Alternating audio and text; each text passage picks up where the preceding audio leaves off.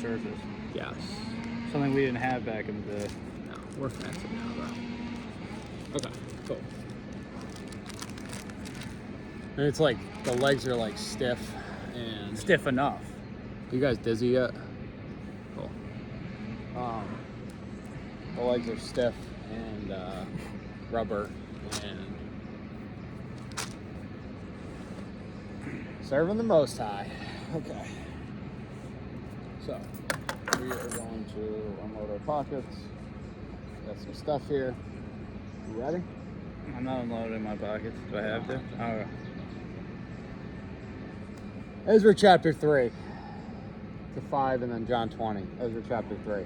Now when the 7th new moon came and the children of Israel were in the cities, people gathered as one man to Jerusalem, and Yeshua, son of Yotzadak, and his brother the priests, and Zerubbabel, son of Shealtiel, and his brothers, arose and built the slaughter place of the Elohim of Israel to offer ascending offerings on it, as it was written in the Torah of Moshe, the man of Elohim.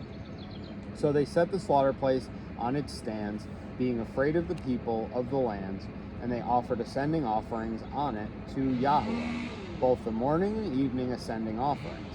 And they performed the festival of Sukkot as it is written, and the daily ascending offerings by number, according to the right rulings for each day.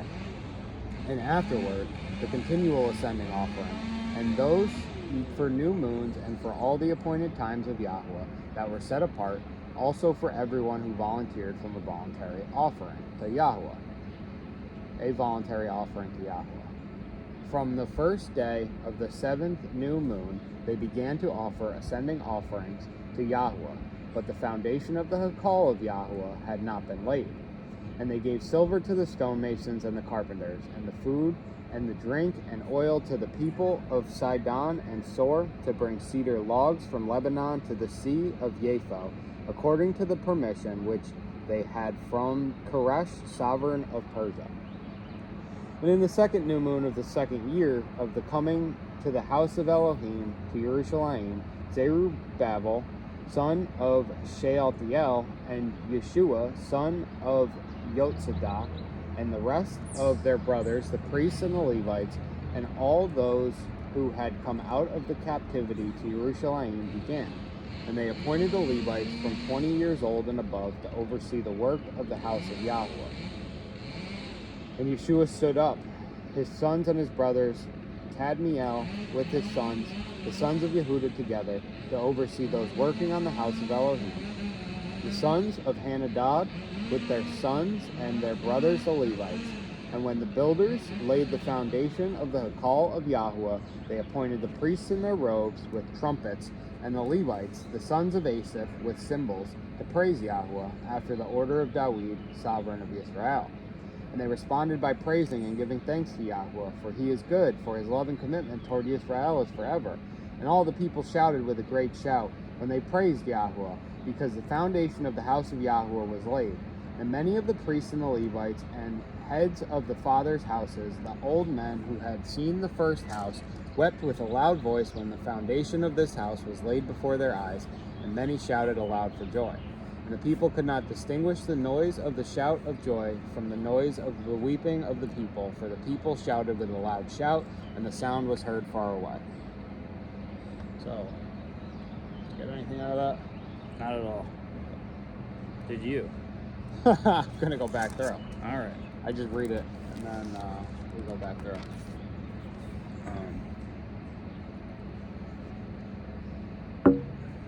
Okay. Now when the 7th new moon came and the children of Israel were in the cities, the people gathered as one man to Jerusalem. People gathered as one man. They were all of, what does it say in Acts? One mind and one accord, and one accord, and of one accord. That's a big one. It is a big one. Gathered as one man. I'd wonder what, yeah. Gathered as one man.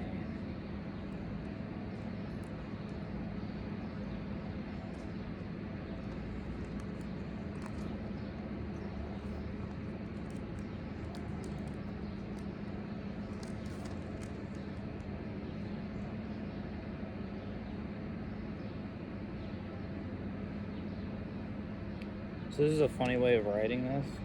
So they're all in Israel, right? The children of Israel are in the literal land of Israel, right? Yeah. And They're in Jerusalem. No.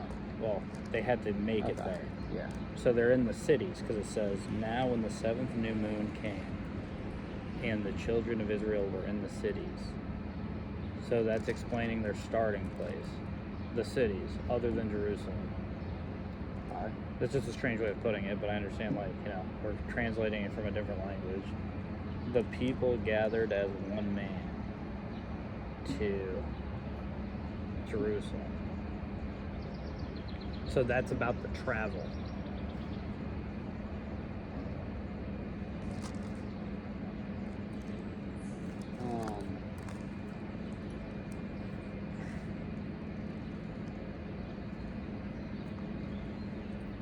Yeah.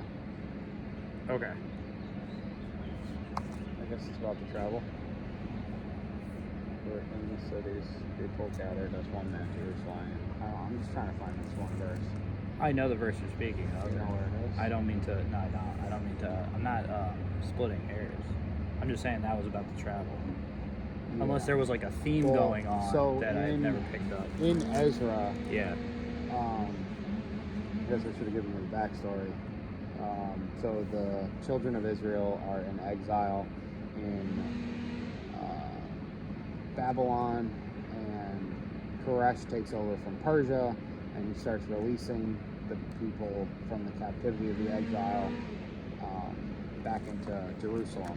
And so chapter 2 is all the names of these people, and Koresh is also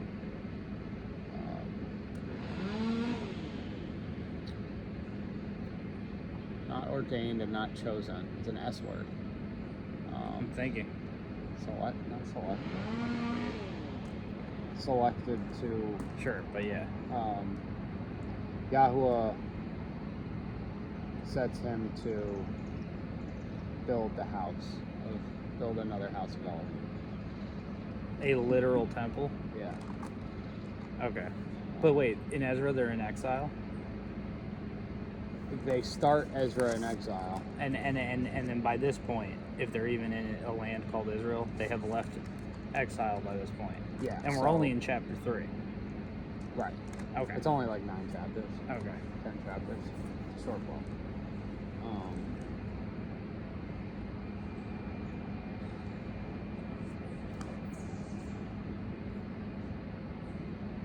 I'm just surprised that I can't find this. That's what Google's for. Yeah.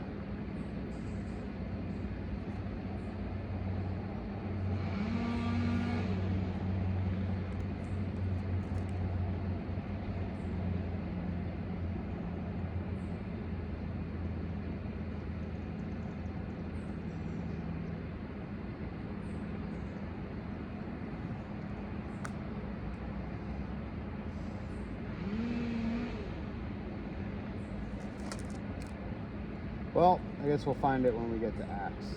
And then I'll be like, okay. Remember that time in Ezra 3? So all I was saying is I don't think that's a theme. You're like trying to make it a theme. It's not a theme for the book. I just want to point out the fact that, I mean, even if we go to Exodus 15, we get that Yahuwah is one. So it's that oneness, it's the unity that makes... Oh no, it's the Shema, Deuteronomy 6. Maybe you can find it. Deuteronomy chapter 6? Alright. Well, it's 6:5, I know this one. And you shall hear, O Yisrael, Yahuwah, or 6:4. Hear, O Yisrael, Yahuwah or Elohim, Yahuwah is one. So it's the oneness. They are as one man. And I just wanted to show it Hear, again. O Israel, our God, Yahuwah is one.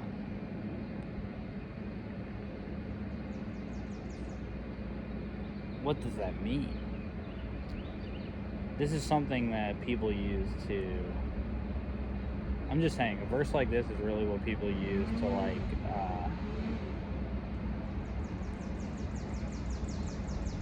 deny the Trinity. Okay. Like, you are one. which is not exciting because you're one sentient being, I'm one sentient being. But if you and me were one, that's which I understand what that means, obviously. But if you and me were one, that's a big deal. But this isn't saying, these words literally are not saying, and it's not saying Israel is one with Elohim.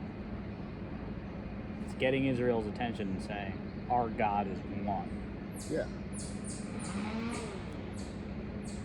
So we're copying God. I understand. I guess that if that's a theme, that's a theme. It's not a theme. It's just, I just go verse by verse and say, like, these are examples of the importance of this. You know, so like the reason that I'm going through this one is that the people are gathered as one man to Jerusalem. So if you're trying to be like completely set apart from other people of Elohim, then you are not right. one. I agree with that. Elohim. And so I just was, and so I guess I'm gonna just read Acts 2. Well, Acts is more of a perfect example of that, and that's like more like New Testament thinking, and that's more, But, church of it. Paul explains the body of Christ, not necessarily in Acts, but in the other epistles. Acts 2:40. And with many other words he earnestly witnessed and urged them, saying, be saved from this crooked generation. Then those indeed who gladly received his word were immersed, and on that day about 3,000 beings were added to them. And they were continuing steadfastly in the teaching of the emissaries, and in the fellowship, and in the breaking of bread, and in the prayers. And fear came upon every being, and many wonders and signs were being done through the emissaries. Okay. And all those who believed were together and had all in common, and sold their possessions and properties. I was looking at 4. All right, 4:20. For it is impossible for us not to speak of what we saw and heard. And having threatened them further, they released them, finding no way of punishing them because of the people, because they were all praising Elohim for what had been done. For the man was over 40 years old on whom this miracle of healing had been done. And having been released, they went to their own people and reported all that the chief priests and elders said to them. And having heard that, they lifted up their voice to Elohim with one mind and said, Yahweh, you are Elohim who made the heavens and the earth and the sea and all that is in them. Who by the mouth of your servant Dawid have said, why did the nations rage and the people plot in vain? The sovereigns of the earth stood up, and the rulers were gathered together against Yahweh and against his Messiah. So, one mind, unity, oneness. That was the point that I was trying to make. All right, I'll let you know something. I accept your point. That's a theme. Of the whole Bible? Or of this chapter? Of the whole Bible. Okay, yeah. It's not the only mention. That's not the only point of the Bible, but that's what I'm saying. There's a difference between, like, because that would be important to know. It's like, what is a common theme throughout the whole Bible? Okay, sure. Like, even people who are dispensationalists, Yeah. whether you believe in that or not, they agree on this fact, and I guess everybody would agree with this fact. What's the one common denominator that God expects from everybody, period, no matter what time period you live in? Love God and love your neighbor. Faith. Okay. So that's a theme throughout the Bible. Okay. When people before people study the Bible, some people are like, oh, the Old Testament was like what you did for God. But in the New Testament, it's only about faith. And it's like, it's always been about faith. Well, dispensationalists are wrong. So what they say don't matter. It's always been about faith. You're right. It's a common thing throughout the Bible. But I don't want to get too caught up in dispensation because there's no... I wasn't trying to have that conversation. I was trying to say faith is the theme. From the beginning to end. That doesn't mean I necessarily even know what that means. I'm just saying that's a good starting point. Apparently oneness with the rest of the believers is a theme. Is that what you're saying? Yeah. Okay. And Yeshua, son of Yotzadak, and his brothers the priests, and Zerubbabel, son of Shealtiel, and his brothers arose and built the slaughter place of Elohim of Yisrael to offer ascending offerings on it, as it is written in the Torah of Moshe, the man of Elohim. I think it's funny that they say Moshe, the man of Elohim, because they're like that far removed from him and his word. So they set the slaughter place on its stands, being afraid of the peoples of the lands, and they offered ascending offerings on it to Yahweh, both the morning and evening ascending offerings. And they performed the festival of Sukkot, as it is written, and the daily ascending offerings by number, according to the right rulings for each day. And afterward, the continual ascending offerings, and those for new moons and for all the appointed times of Yahweh that were set apart, also for everyone who volunteered a voluntary offering to Yahweh. So they're back doing offerings, and they're doing festivals, and they're reading the Torah, and they just built a slaughter place at this point. It's not a whole house, but it's a slaughter place, so it's a start. From the first day of the 7th new moon, they began to offer ascending offerings to Yahweh, but the foundation of the Hakal had not been laid. So they're starting to rebuild the temple. Okay. And they gave silver to the stonemasons and the carpenters, and food and drink and oil to the people of Sidon and Sor, to bring cedar logs from Lebanon to the Sea of Yapho, according to the permission which they had from Koresh, sovereign of Persia. And in the 2nd new moon of the 2nd year, they're coming to the house of Elohim. So they need cedar, and they need oil, and carpenters, and all these things. And the rest of the brothers and the priests and the Levites, and all who had come out of captivity began, and they appointed the Levites from 20 years old and above to oversee the work of the house of Yahweh. So again, the Levites built the house, built the temple. Yeshua stood up. So this is Solomon built the first temple, I think we read. I just know that, Okay. and I was thinking to myself, like, because there's no way this is temple number 3. No, and it this can't is be, temple 2. and it can't be Solomon's temple, because this is way after Solomon. Yeah. So it has to be 2. Yeah. And David, this is the factoid I remember getting it secondhand. David wanted to build the temple. God wouldn't let David build the temple, but Solomon ended up building David's idea. Yeah. Yeah. Because David was a man of war and Solomon was a man Too of much peace. blood, right? Yeah. That's what they said, yeah.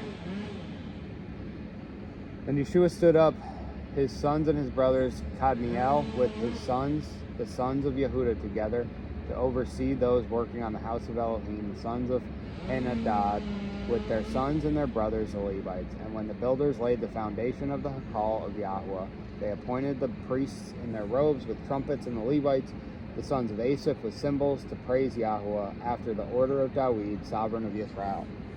And they responded by praising and giving thanks to Yahweh. For he is good, for his loving commitment toward Israel is forever. And all the people shouted with a great shout when they praised Yahweh, because the foundation of the house of Yahweh was laid. Yahweh is good, his loving commitment is forever. They've got their musicians back, and they're just having a party. They're happy to be back in Jerusalem, playing songs, singing songs, and building the house of Yah. And they're all getting together. And if you can hear it, there's a guy with a chainsaw back there. I don't know what he's building or breaking down, but I can hear it. Those are road workers. With chainsaws? They probably have to get, They're rebuilding the sewer. Many of the priests and Levites and the heads of the fathers' houses, the old men who had seen the first house, wept with a loud voice when the foundation of the house was laid before their eyes, and they shouted aloud for joy, and the people could not distinguish the noise of the shout of joy from the noise of the weeping of the people, for the people shouted with a loud shout, and the sound was heard far away. That sewer thing was an inside joke from on the way here when Doug moved here from Long Island. this was the most, we're in Round Lake Village right now. In 2001, I really had no idea where I was. None of the all these houses have been like redone and restored. They're all from like the 1800s. None of them, still being from the 1800s, were restored.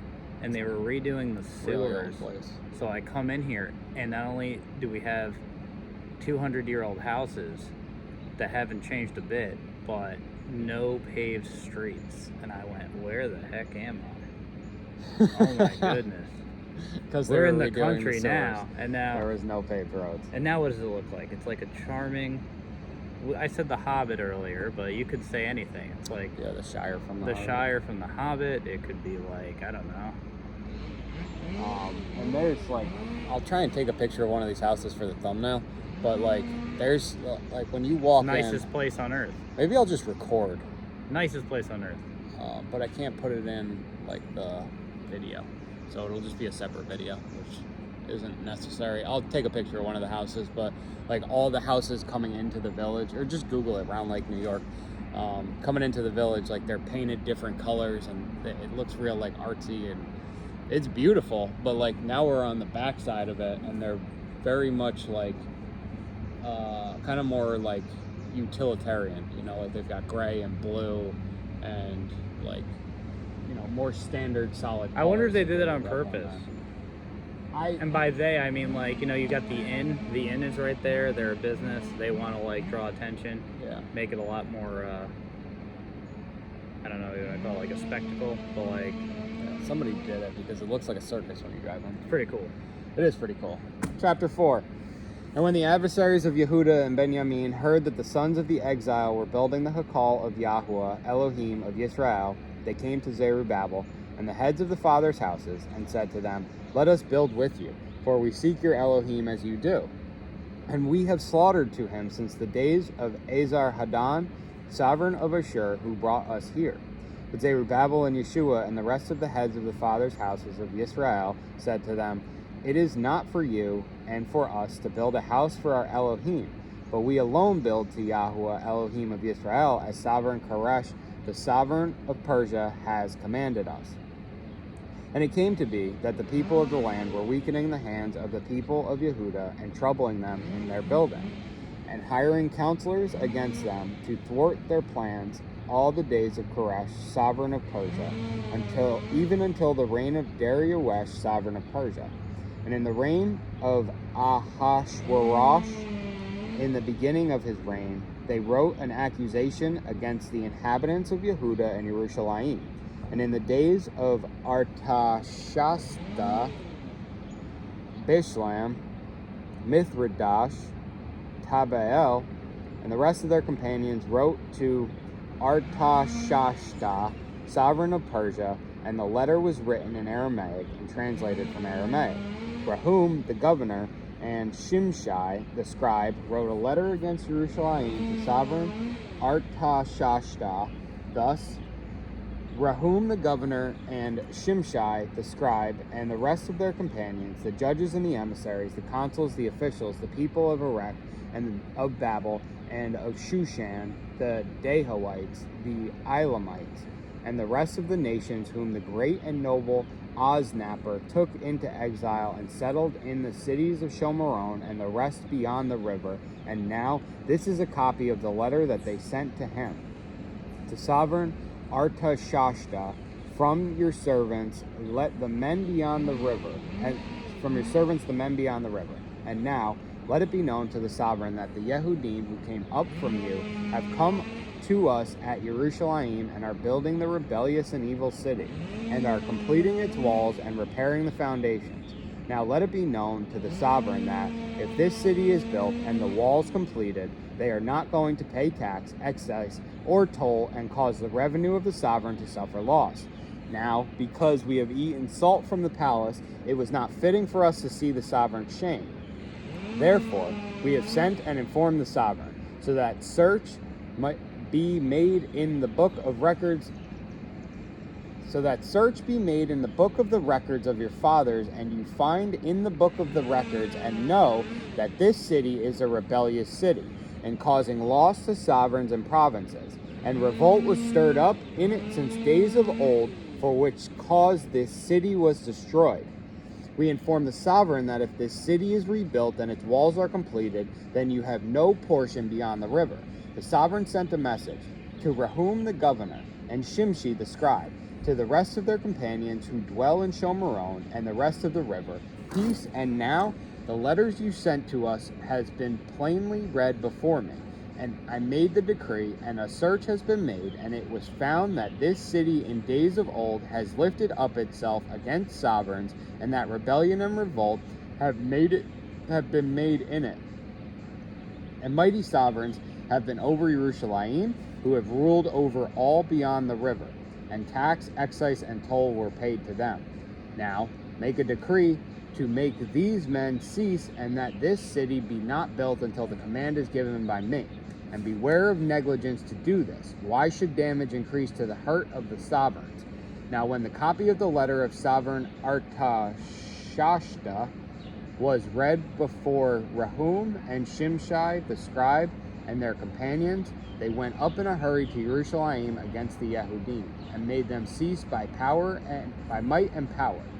Then the work of the house of Elah, which is at Jerusalem, ceased, and it ceased until the 2nd year of the reign of Darius, sovereign of Persia. This is a good part to stop at.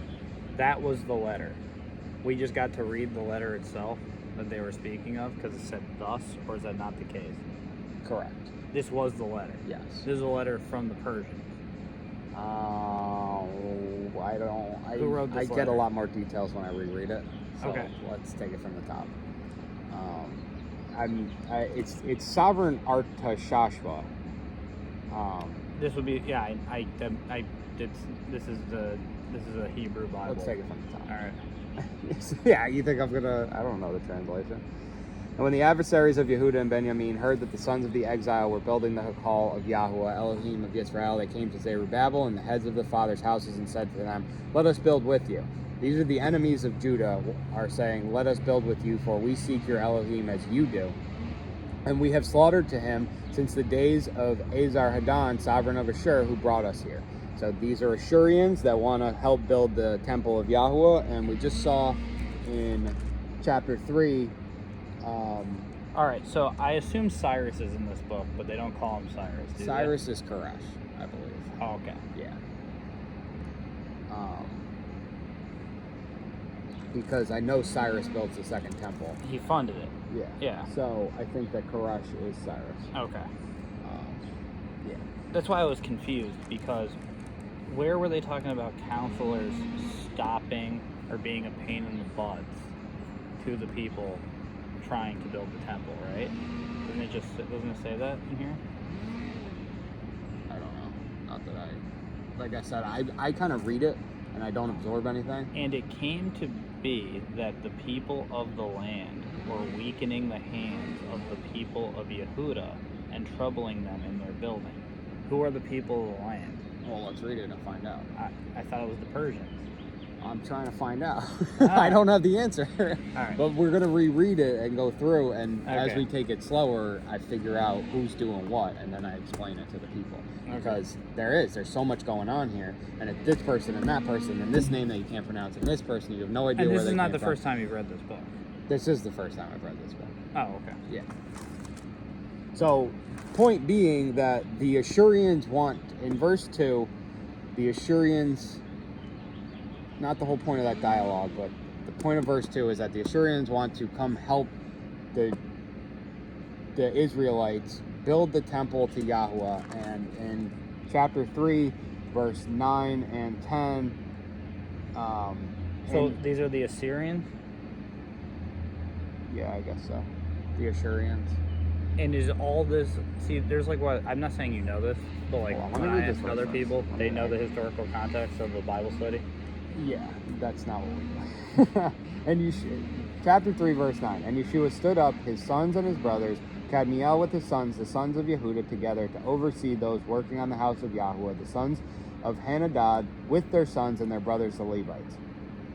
And when the builders laid the foundation of the Hall of Yahweh, they appointed the priests in their robes with trumpets, and the Levites, the sons of Asaph, with cymbals, to praise Yahweh after the order of Dawid, sovereign of Israel. So the Levites are the ones who are being commissioned to, they're the ones with their actual hands on the temple. Because, They're doing the construction? yeah. Really? And skilled workmen. All right. So not just the Levites, but like, there's, not anybody can build the house. They might be the foreman too. Yeah. Yeah. Back to that. Because there's, Sure. So, but they're building the house, and the Assyrians come up, and they're like, hey, we want to help. Sure. And so I just wanted to make the point that, like, they're not. But Zerubbabel and Yeshua and the rest of the heads of the fathers' houses of Israel said, it is not for you and for us to build a house for our Elohim, but we alone to build to Yahuwah Elohim of Israel, as sovereign Koresh, the sovereign of Persia, has commanded us. So the Israelites are the only ones who are allowed to build the temple. Sovereign Koresh knows this, even though he's building the temple, he's funding it, he's setting it all up. Only the Israelites can build the temple. That makes sense to me. And sovereign Koresh has commanded them. So the people of the land are not the Persians; they're the Assyrians. Who people of what land? That's how they're referred to. Verse 4 of chapter 4. And Okay. it came to be that the people of the land were weakening the hands of the people of Yehuda and troubling them in their building. So the people of the land can't be Israel. Where are they building this? I think this is they're talking about the temple. It's got to be in Jerusalem. Let's read the whole thing. And it came to be when the people and it came to be that the people of the land were weakening the hands of the people of Yehuda and troubling them in their building, and hiring counselors against them to thwart their plans all the days of Koresh, sovereign of Persia, even until the reign of RWTC, sovereign of Persia. So I'm assuming that it's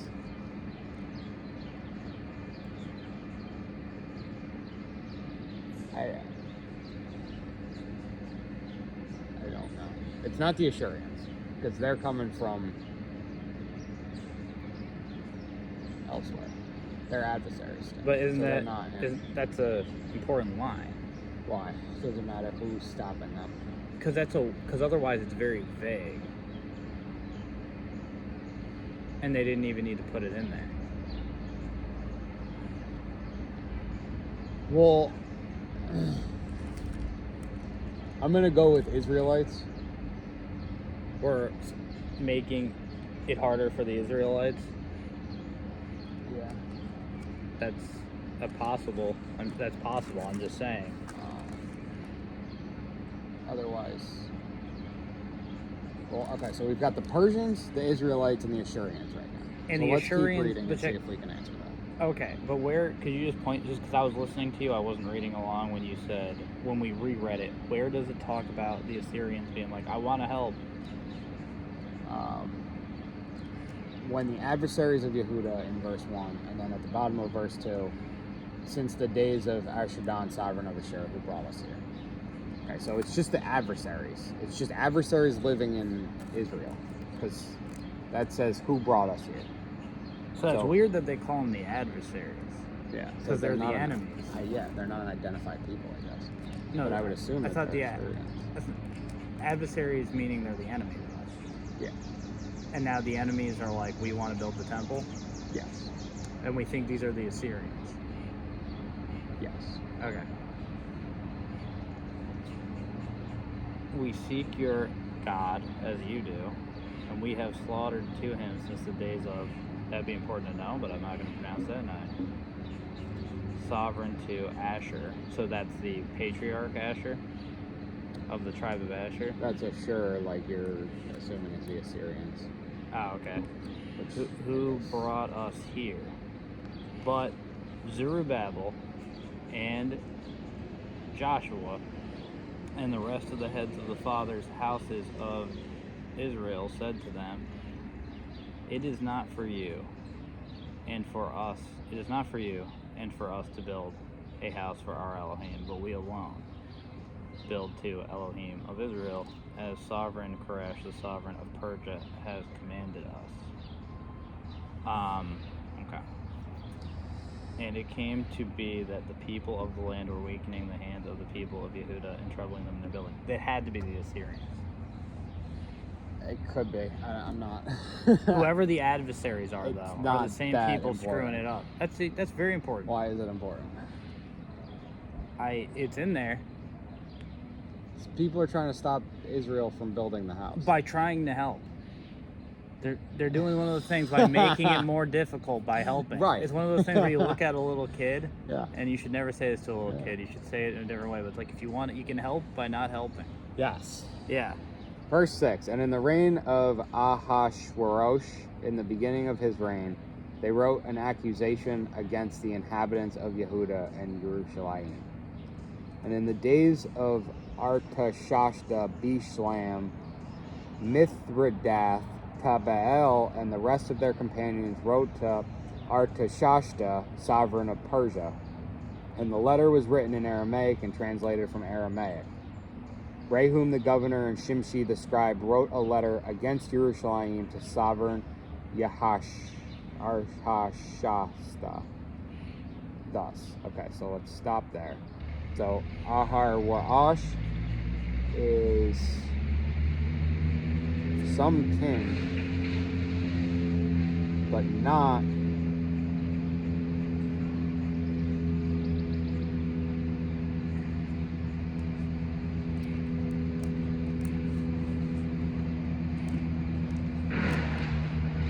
the king of Persia. So he's a king who's accusing the inhabitants of Judah and Jerusalem. So this has to be the Ashurians. Ahasuerus has to be a king of Ashur, accusing the inhabitants of Judah and Jerusalem to the king of Persia. So now we've got the Assyrians mad that the Israelites won't let them help. And So that is important. okay, but if you just read with me, we'll get there. You know what I mean? Like, we gotta take it step by step, right? So a lot of times the questions get answered. So, like, I'll go through, like, and compare to other scriptures, but if you're questioning the text, you have to read more of the text. By the way, I had forgotten that you did tell me this was the first time you read this book. Yes. All right. Cool. Okay, so here we're into the letter. Yep. The accusation of Judah and Jerusalem by the Assyrians to the king of Persia. Rehum the governor and Shimshi the scribe and the rest of their companions, the judges and the emissaries, the councils, the officials, the people of Erech and of Babel and of Shushan, the Deoites, the Elamites, and the rest of the nations whom the great and noble Osnapper took into exile and settled into the cities of Shomeron and the rest beyond the river. And now, this is a copy of the letter that they sent to him, to sovereign Artashashta, from the servants, the men beyond the river. And now, let it be known to the sovereign that the Yehudim, who came up from you, have come to us at Jerusalem and are building the rebellious and evil city, and are completing its walls and repairing the foundations. Now let it be known to the sovereign that if this city is built and the walls completed, they are not going to pay tax, excise, or toll, and cause the revenue of the sovereign to suffer loss. Now, because we have eaten salt from the palace, it was not fitting for us to see the sovereign's shame. Therefore, we have sent and informed the sovereign, so that search be made in the book of the records of your father, and you find in the book of the records, and know that this city is a rebellious city and causing loss to sovereigns and provinces, and revolt was stirred up in it since the days of old, for which cause the city was destroyed. We inform the sovereign that if this city is rebuilt and its walls are completed, then you have no portion beyond the river. Okay, stop there, because then we get into the sovereign's reply. Okay, so these are the people who are the people of the land. Rehum the governor and Shimshi the scribe and the rest of the companions, the judges and the emissaries, the councils, the officials, the people of Erech and of Babel and of Shushan, the Deoites, the Elamites, and the rest of the nations whom the great and noble Osnapper took into exile and settled in the cities of Shomeron and beyond the rest of the river. I'm assuming. A lot of people in it. But all of these people are accusing Israel against the king of Persia. Okay. Right. I'm trying to answer your question, but the question keeps getting answered and re-answered. And this is what the letter says. Or re-question, but that is, okay. Because, like, when it just Point says taken. the people of the land, it's just the people of the land. You know, whoever's there. Whoever's there. They It's just not don't a like particular Israel. nation. No. Right. If it was a particular nation, it would, like, when it said the adversaries, It was like, yeah, it could have been Assyrians, but it also could have... Mix of people, they just live there. A mix of they're just people. causing trouble, yeah. Okay, and so... But now this is a Bible study. It was a Bible study 25 minutes ago. Now it's 40 Bible minutes. study. And now this is a copy of the letter that they sent to him. So basically they come to say this is they're doing this out of rebellion. They're not doing this out of subordination to you. They have no right to do this. This is going to become an issue. They're worshiping this God, and I guess they don't say that part, but basically their point is that, hey, they're not going to pay tax, and they're going to try and rebuild their own country if you allow them to rebuild this temple. And so we want it known that a revolt will be stirred up, and basically the city was destroyed a long time ago to stop this, and now it needs to be destroyed again. Now what, just only if you know, what was the first, because it might even be the Assyrians themselves, who were the first people to destroy the city in the first temple? Of the exile that this chapter started on.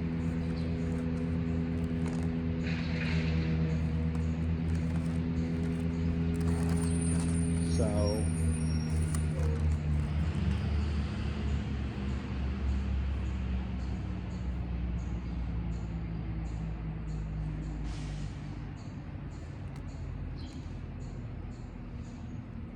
in 2 Chronicles 36:13, and he also rebelled against sovereign Nebuchadnezzar, who had made him swear by Elohim, but he stiffened his neck and hardened his heart against turning to YHWH Elohim of Israel. Also, all the heads of the priests and the people trespassed more and more, according to all the abominations of the nations, and they defiled the house of YHWH, which he had set apart in Jerusalem. And YHWH Elohim their father sent to them by his messengers, rising up early and sending them, for he had compassion on his people and on his dwelling place. They were mocking the messengers of Elohim and despising his words and scoffing at his prophets, until the wrath of YHWH arose against his people, until there was no healing. Therefore he brought against the sovereign of the Chasdim, and he killed their young men with the sword in the house of their set-apart place, and had no compassion on young man or maiden. On the aged or the weak he gave all into his hand. And all the utensils from the house of Elohim, great and small, and the treasures of the house of YHWH, and the treasures of the sovereign and his leaders, all these he brought to Babel. And they burned the house of Elohim, and broke down the wall of Jerusalem, and burned all its palaces with fire, and destroyed all its valuable utensils. Nebuchadnezzar and the Chasdim, the sovereign of the Chasdim. And as far as I know, the Chasdim are the Babylonians. But, Okay. Thank you. yes. It's painting a picture in my head of a picture I kind of already have. It's like change it. You know, you get like a whole picture of the beginning to the end of the Bible. Then like as you read the Bible, you're like, oh, I gotta erase this part of the picture. Lesson Actually, here. look at this. Read the Bible more. What? Read the Bible more. That's why we're doing this. I know, in a particular order. The Ezra part is from Ernie's study too? Yeah. Really? Dude, I mean, like, this is the thing. This is such a strange, it's so strange that he's like, Old Testament, New Testament, Old Testament, New Testament. Why is that? Because it's a one-year Bible plan, so you have to cram everything in. Okay, they don't necessarily have anything to do with each other. Oftentimes they do. Well, because everything does. Right. Yeah. But not specifically. Holy moly. The sovereign sent a message to Rehum the governor and Shimshi the scribe, to the rest of their companions who dwell in Shomeron and the rest beyond the river. Peace, and now the letter you sent to us has been plainly read before me. And I made the decree, and a search has been made, and it was found that this city in days of old has lifted up itself against sovereigns, and that rebellion and revolt have been made in it. And mighty sovereigns have been over Jerusalem, who have ruled over all beyond the river, and tax, excise, and toll were paid to them. Now make a decree to make these men cease, and that the city be not built until the command is given by me. And beware of negligence to do this. Why should damage increase to the hurt of the sovereigns? Now when the copy of the letter of the sovereign Artashashta was read before Rehum and Shimshai, the scribe, and their companion, they went up in a hurry to Jerusalem against the Yehudim, and made them cease by might and power. Then the work of the house of Elah, which is in Jerusalem, ceased, and it ceased until the 2nd year of the reign of YHWH, sovereign of Persia. So this is his response from the king of Persia. He basically says, I went and researched, and this city in the days of old has lifted itself up against sovereigns, and that rebellion and revolt have been made in it. So yes, they've been found that they are very rebellious once they have this city, which they should be because of the power that Elohim gives them. When they're doing right in the name of Yahuwah, nobody can stop them. And so Artashashta gets worried about this, and mighty sovereigns have been over Jerusalem, who have ruled over all beyond the river, and tax and excise and toll were paid to them. So basically, you're stopping this until I tell you to, and I'm going to get a cut of it for everything that you built. And beware of negligence to do this. Beware of negligence to pay tax and excise and toll to me. Why should damage increase to the hurt of the sovereign? Why should we let you build this temple? Now, when the copy of Artashashta was read before Rehum and Shimshai and their companions, they went up in a hurry to Jerusalem against the Yehudim, and made them cease by might and power. So they basically come and stop them by force, because they get their way, being little pricks in the side of Judah. Chapter 5.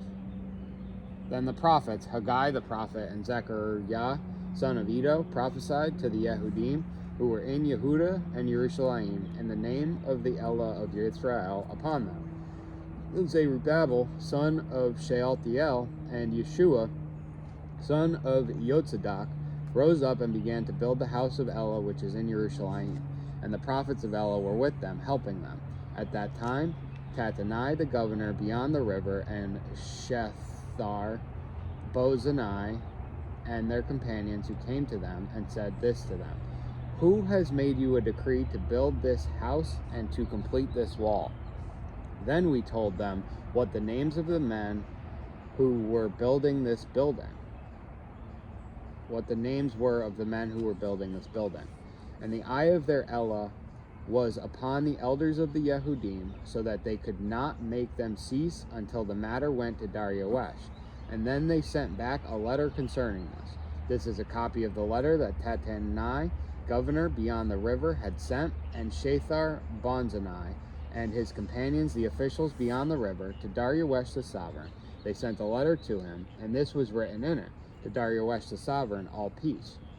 Let it be known to the sovereign that we went into the province of Yehuda, to the house of the great Elah, which is being built with heavy stones, and timber is being laid in the walls, and this work goes on speedily, and is blessed in their hands. Then we asked those elders, saying this to them: Who made you a decree to build this house and to complete these walls? And we also asked them their names in order to inform you, so we could write the names of the men at their head. And this is the answer they gave us, saying: We are the servants of the Elah of heaven and earth. We are rebuilding the house that was built many years ago, which a great sovereign of Israel built and completed. But because our fathers provoked the Elah of heaven, he gave them into the hand of Nebuchadnezzar, sovereign of Babel, the Chaldea, who destroyed this house and exiled the people to Babel. But in the first year of Koresh, sovereign of Babel, Koresh the sovereign made a decree to build this house of Elah. And also the gold and silver utensils of the house of Elah, which Nebuchadnezzar had taken from the Hakal that was in Jerusalem and brought to the Hakal of Babel, those sovereign Koresh took from the Hakal of Babel, and they were given to the one named Sheshbatzar, whom he had made governor, and said to him: Take these utensils, go, deposit them in the Hakal in Jerusalem, and let the house of Elah be built on its place. Then the same Sheshbatzar came, laid the foundation of the house of Elah, which is in Jerusalem, and since that time, even until now, it has been in building and is not completed. And now, if it seems good to the sovereign, let a search be made in the sovereign's treasure house, which is there in Babel, whether it is so that a decree was made by sovereign Koresh to build this house of Elah at Jerusalem, and let the sovereign send us his decision concerning this. Okay. That's the end of that. So, do you mind if I take a quick break?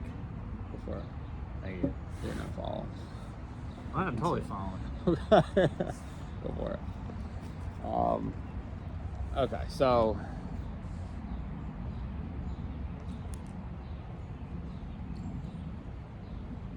the prophets, I want it known too in 4:23 and 24 that although Yahweh probably ordained this, just because you have a thorn in your side about the whole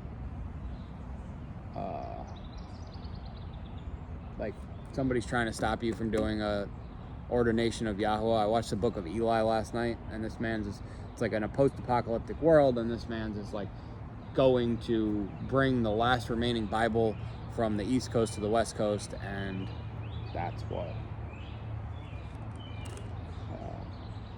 he's commissioned to do, and he does not stop at anything. He gets shot, he gets like cannibals tried to eat him and all this stuff, and he just keeps going. We're gonna move this over here so you get a better angle of me and all these wonderful cars here. Okay, so keep going, persist, no matter what people try and do to stop you from doing the will of Yahweh. And this is why you need to know the will of Yahweh and pursue it and execute on it. Okay, and so the prophets begin to prophesy to the Jews who were in Yehuda and Jerusalem in the name of the Elah of Yisrael upon them. So obviously Ezra is, I would assume that Ezra is writing this book. We don't know who Ezra is, but verse 4 says, we told them what the names were of the men who were building this building. At that time, Tattenai the governor beyond the river and Shethar-Bozani and their companions came to them and said to them, who has made you a decree to build this house and to complete this wall? Like, who's telling you to do this? And so they give them the names. Whoever the we is, they give them the names. And the eye of their Elah was upon the elders of the Yehudim, so that they could not make them cease until the matter went to RWTC. And then they sent back a letter concerning this. This is a copy of the letter that Tattenai, governor, and the eye of their Elah was upon the elders of Yehuda, of the Yehudim, so that they could not make them cease until the matter went to RWTC. So basically, if I'm reading this correctly, Yahweh is watching them, and nobody's stopping Judah from building this temple until it's done and until the matter is determined by RWTC. Kind of like when Paul wants to talk to Caesar. This is a copy of the letter that Tattenai, governor beyond the river, had sent, and Shethar-Bozani and his companions, the officials beyond the river, to RWTC the sovereign. They sent a letter to him, and this was written in it: to RWTC the sovereign, all peace. Hey, peace. Let it be known to the sovereign that we went into the province of Yehuda to the house of the great Elah, which is being built with heavy stones, and timber is being laid in the walls, and this work goes on speedily and is blessed in their hands. Then we asked those elders, saying this to them: who made you a decree to build this house and to complete these walls? And we also asked them their names in order to inform you, so that we could write the names of the men at their head. And this is the answer they gave us, saying, we are the servants of the Elah of the heaven and earth, and we are rebuilding the house that was built many years ago, which a great sovereign of Israel built and completed. But because our fathers provoked the Elah of heaven, he gave them into the hand of Nebuchadnezzar, sovereign of Babel, the Chaldea, who destroyed this house and exiled the people to Babel. But in the first year of Koresh, sovereign of Babel, Koresh the sovereign made a decree to build this house of Elah, and also the gold and silver utensils of the house of Elah, which Nebuchadnezzar had taken from the Hekal that was in Yerushalayim, and brought to the Hekal of Babel. Those sovereign Koresh took from the Hekal of Babel, and they were given to one named Sheshbatzar, whom he had made governor, and said to him, Take these utensils, go, deposit them in the Hekal in Yerushalayim, and let the house of Elah be on its place. Then the same Sheshbatzar came, laid the foundation of the house of Elah, which is in Yerushalayim, and since that time, even now, until it had been in building, and it is not completed. And now, if it seems good to the sovereign, let a search be made in the sovereign's treasure house, which is there in Babel, whether it is so that a decree was made by sovereign Koresh to build this house of Elah at Yerushalayim, and let the sovereign send us his decision concerning this. So they're asking, they're basically catching him up on what's going on, and which is being built with heavy stones and timber. And we asked those elders, the elders building the temple, who made you a decree to build this house and complete these walls? And so we told them this is all in a letter, and this is the answer they gave us. We are the servants of the Elah, God of heaven and earth, and we are rebuilding the house that was built many years ago, which a great sovereign of Israel built and completed, King Solomon. But because our fathers, so basically then they go on to say that we were a great nation and our fathers betrayed God, so we were given into the hand of Nebuchadnezzar and the Chaldea, who destroyed the house and exiled us to Babel. And Koresh made the decree to build this house, and also the gold and silver utensils of the house of God, which Nebuchadnezzar had taken from the Hekal that was in Yerushalayim, brought back to the Hekal, and said, Take these utensils and deposit them in the Hekal, and let the house of Elah be built on its place. Then the same Sheshbatzar came, laid the foundation of the house of Elah, which is in Yerushalayim, and since that time, even now, it has been in building, and it is not completed. So these are, let's just get this whole story straight. Praise Yahweh.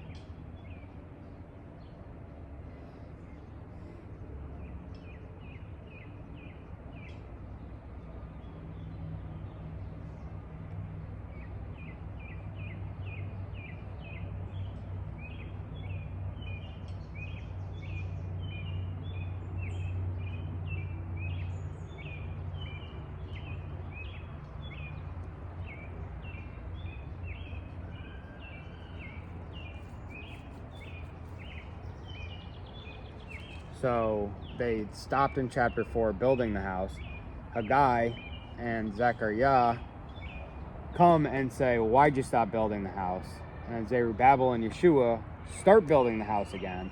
And then the governor comes from beyond the river and says, who told you to start building this house again? And they say Haggai and Zechariah, and the eye of their Elah was upon them. So they throw the prophets under the bus, but God's watching over them because that's what he does.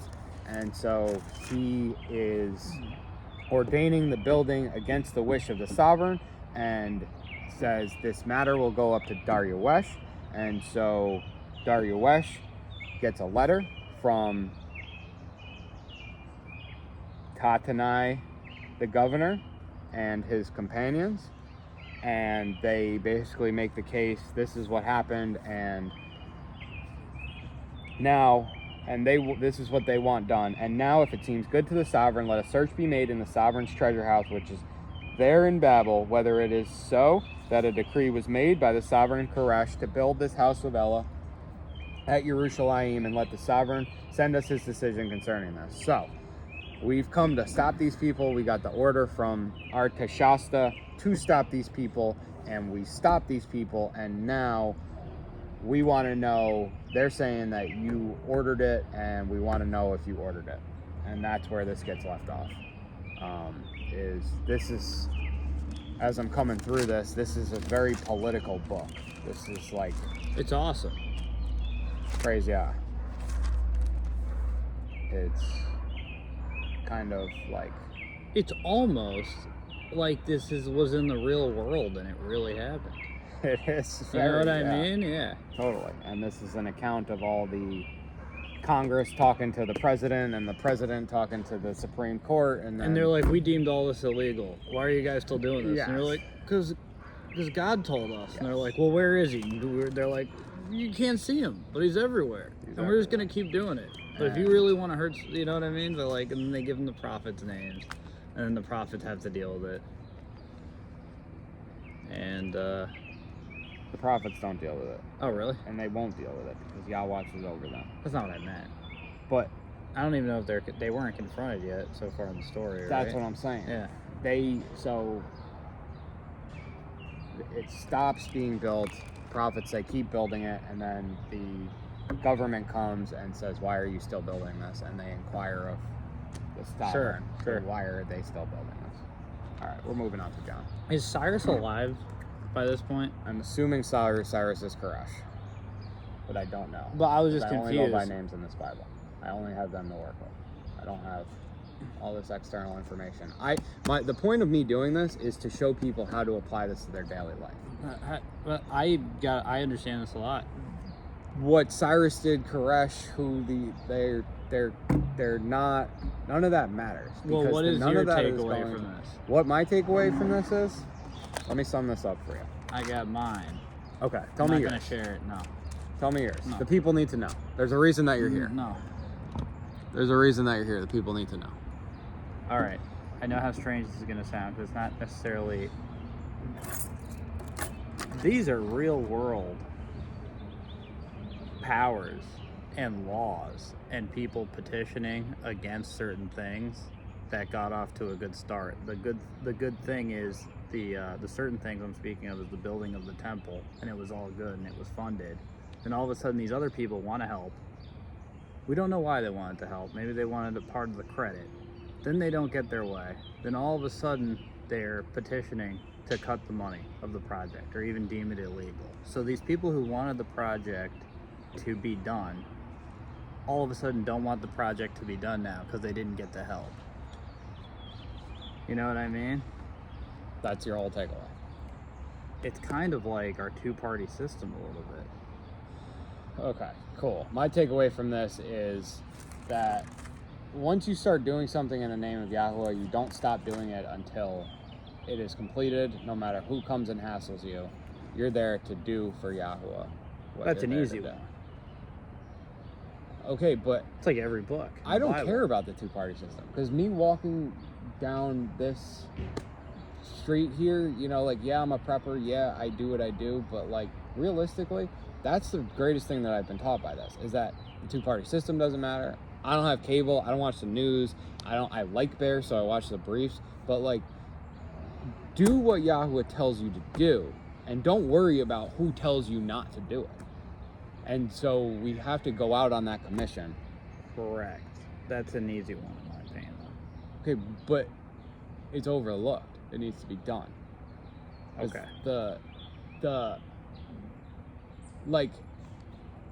Is it easy when, like, if you know, a bunch of cops showed up and said, stop reading the Bible? You know the roulette story you told me yesterday? You know the roulette story you told me yesterday? That was not easy. Okay, that's a totally different subject. Well, you got to hear God. But, so let me ask you this: if a bunch of cops rolled up and said, "Stop reading the Bible right now," are you going to keep reading the Bible? I'd probably look to you to see, like, what do we do here? Okay, because you're expecting the answer from God to come through me. Correct. Right. So you're going to listen to what God wants you to do. That we're here reading the Bible. In my rebellious nature, if somebody says I can't do something, I want to do it. That doesn't mean it's always like, just because it's the Bible doesn't mean God necessarily wants you to start breaking laws, depending upon what the laws are. You know what I mean? But whose laws matter? You know what I mean? And so we get Romans 13, where it's like, be subordinate to your, governing power, unless they defy Yahweh. Well, first off, that would take greater discussion, and whatever I conclude, I'm down for. I'm just saying. You know what I mean? So, should it be illegal to pray in the middle of the Northway? Absolutely, it should be illegal. If God told you to do it, I guess deal with whatever the consequences are, including getting ran over. This is why it should be illegal. It's illegal to do anything in the middle of the Northway, because it's where cars drive. Okay. But either Yah's not going to tell you to do it because it's surely going to get you killed and doesn't make sense for him to tell you to do it. Or he knows that you have enough time at 2 o'clock in the morning to pray and there's not going to be any cars. I don't think anybody who really believes, this is why I said it wasn't that big of a takeaway. I don't think anybody who truly believes in God and is a man of God is going to, without a doubt, hear from God and not follow through. I don't think that people are sure when they hear from God. That would be a more. So that would be a more of a where skill to like, learn especially in and the talk America about. that we're coming into. Yeah. Of, hey, stop doing this. I mean, Yeah. like even like look at the, like nothing's came of it and whatever. But they literally the way that I think it was the World Economic Forum or whatever war enforcement agency, they put out that anti-Semitism is now anybody who says that Jesus is, they made that definition of anti-Semitism, anybody who Wider, says that Jesus was killed by the Jews, and the America adopted a law that said anti-Semitism is now anything that whatever it was, the World Economic Forum or whoever says is anti-Semitism. So basically now in America, there is a law on the books that says you cannot say that Jesus was killed by the Jews. I feel like this is, I know something new happened in response, it kind of limited free speech in response to the protests that are going on. This might be an older thing, but This was just a month ago. So that is... So do you continue to read the word and say Jesus was killed by the Jews when it comes up in John, or do you skip that part because now it's illegal? No, you say exactly what happened. In fact, at our original Bible study, we always view it as the Romans arrested Jesus. Yeah. When Peter sold him out, and then we go, wait a minute, the Levites or the actually, Pharisees had their own police, yeah, so it literally was the Jews. It was not Romans that arrested Jesus, it was actually Israeli officers. But we grew up thinking, like, we said it was the Jews because the Pharisees wanted them killed, but it was really the Romans who did all the work. And then we learned they had their own police. Yeah, I mean... So it's like really just not fair. It says, 19:7, the Yehudim answered him, we have a law, and according to our law, he ought to die, for he has made himself the son of Elohim.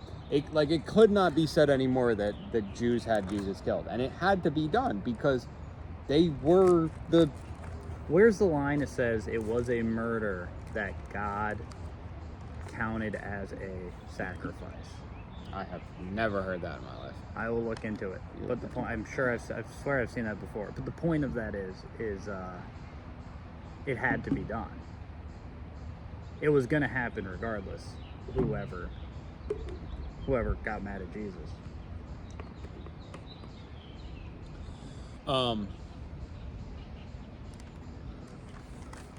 It was going to be done regardless of who got mad at Jesus. It had to be the Jews because they're the reason that, like, the Israelites are the only reason that there's a Messiah. There is a Messiah, right, in the first place. You know what I mean? Right. Like, he came to save. The reason why people are so afraid of that verbiage is because it makes people... I'm sure people have actually done this, but for those of us who are not saying bad Jews, for those of us who are not saying that, that's how people can take it. Right, because they're uneducated and they're forming an opinion on something that they don't know about. Or they've ran into people who used it that way, or they've heard stories of time old. Yeah, but, like, that's why, like, when you're asking me, like, oh, well, who is it? Who is these people? What is this? What is this happening? I don't know. I don't have an answer, and so I'm not going to tell you that. Sure. But if people are forming a consensus based on information that they don't have, then you're just wrong. Right. All right, I'm going to take a leak, and then we'll do John 20.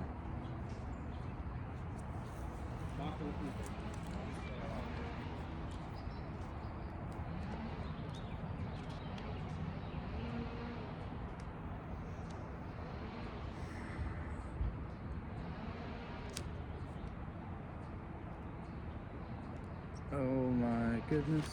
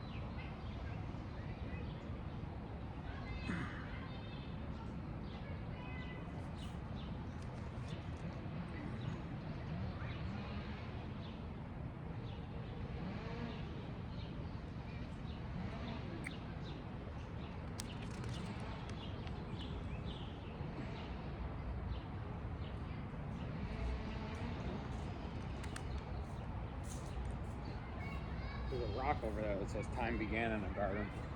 Which it No, did. it didn't. Yeah. That's pretty cool. That black rock over there.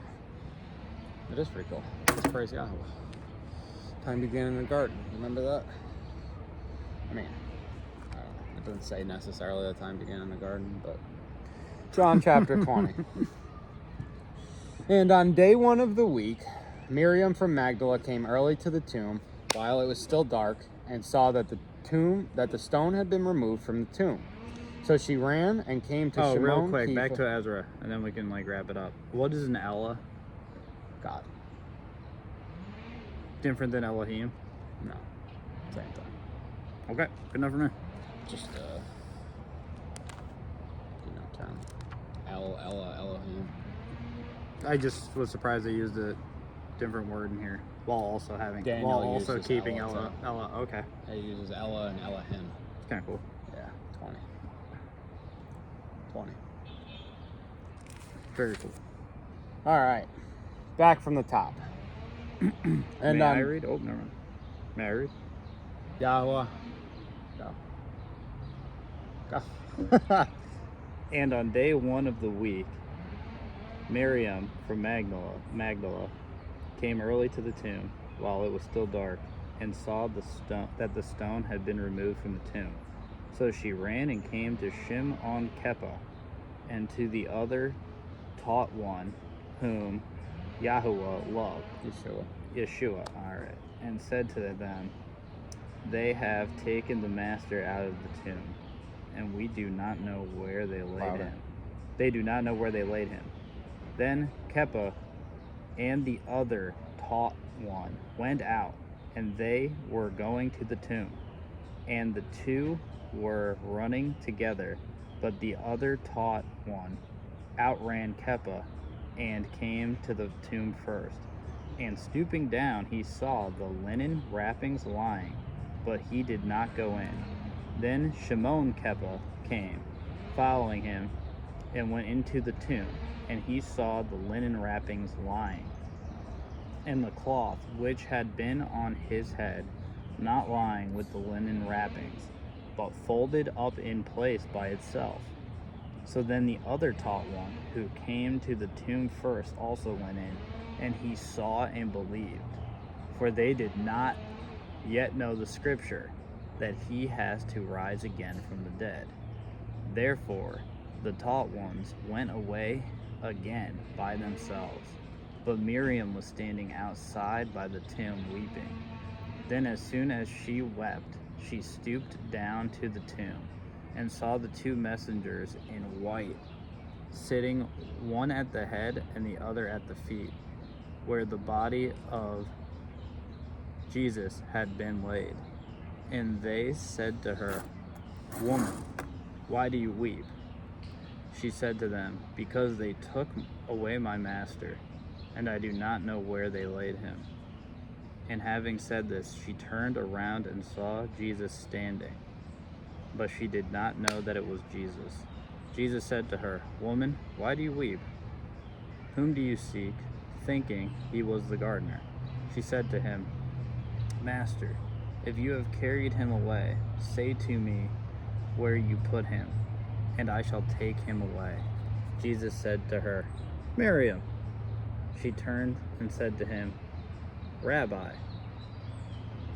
Jesus said to her, Do not hold on to me, for I have not yet ascended to my Father.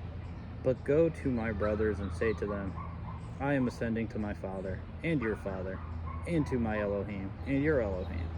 Miriam from Magdala came announcing to the taught ones that she had seen the Master, and that he had told her this.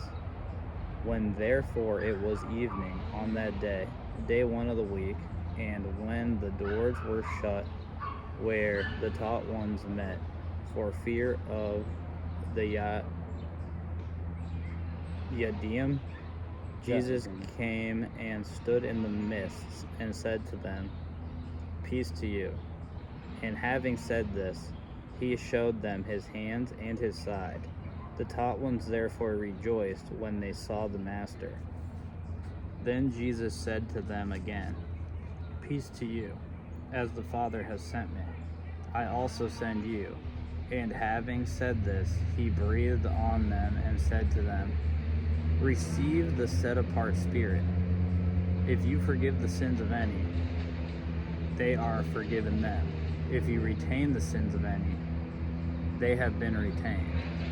But Taoma, called the twin, one of the 12, was not with them when Jesus came.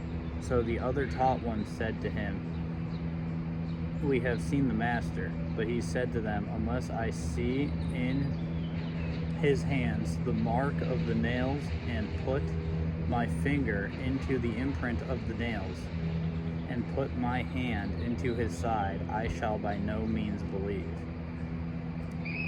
And after 8 days, his taught ones were again inside, and Taoma, Thomas, with them. Jesus came, the doors having been shut, and he stood in the midst and said, Peace to you. Then he said to Thomas, Bring your finger here, and see my hand. And bring your hand and put it into my side, and do not be unbelieving, but believing. And Thomas answered and said to him, My Master and my Elohim. Jesus said to him, Thomas, because you have seen me, you have believed. Blessed are those who have not seen and have believed. There were indeed many other signs that Jesus did in the presence of his taught ones, which are not written in this book. But these have been written so that you believe that Jesus is the Messiah, the Son of the Elohim, and that believing you might possess life in his name. Got anything from it? We're gonna go verse by verse. I'm not sure if I ever noticed the detail of the wrappings being folded when they went into the tomb. right, let's get there. All right, what is it? And on day 1 of the Yeah. week, Miriam from Magdala came early to the tomb while it was still dark and saw that the stone had been removed from the tomb. So day 1 of the week is Sunday. Miriam from Magdala, who was at the crucifixion, and in another gospel had 7 demons removed from her. So the stone had been removed from the tomb. So the stone's already gone. Yep. So she ran and came to Shimon Kepha and to the other taught one whom Yeshua loved, and said to them, "They have taken the master out of the tomb, and we do not know where they laid him." So they don't fully understand this concept of resurrection. They think somebody must have grabbed him. Yeah. I don't know how they thought they moved the tomb.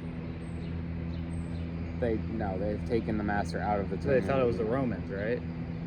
I assume that's another That's another one we'll never get to. No, Yeah. it doesn't. They're not.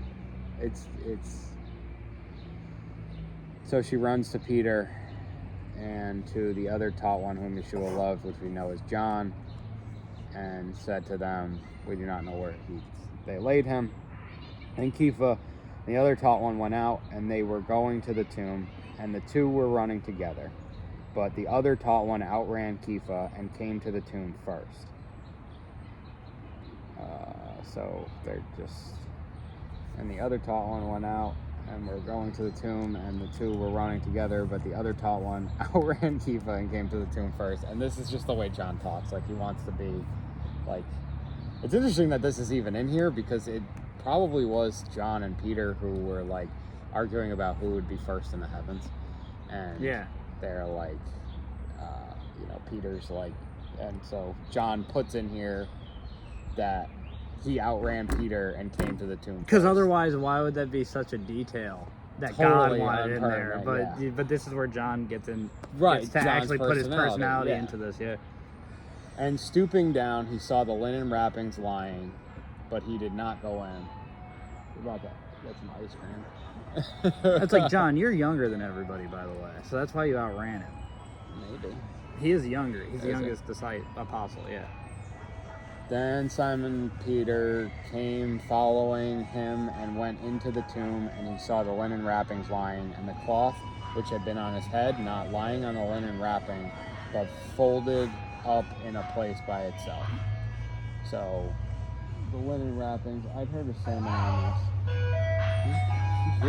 You hear this? Want to This get is ice like cream? The extra, part of me does, and part of me's like, I'm gonna be mad if they don't like. I mean, what do I want from them? Like, I want healthy choices.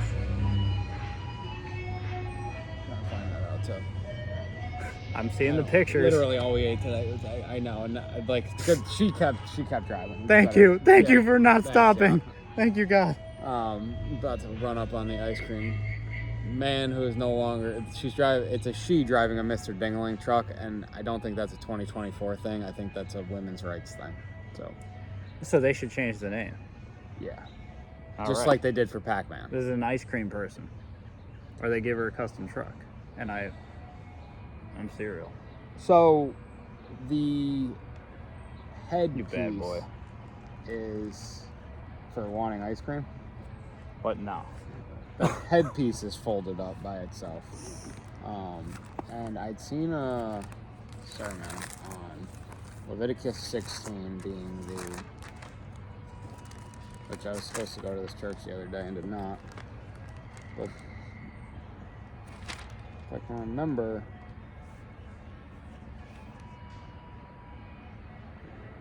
okay. Leviticus 16:3.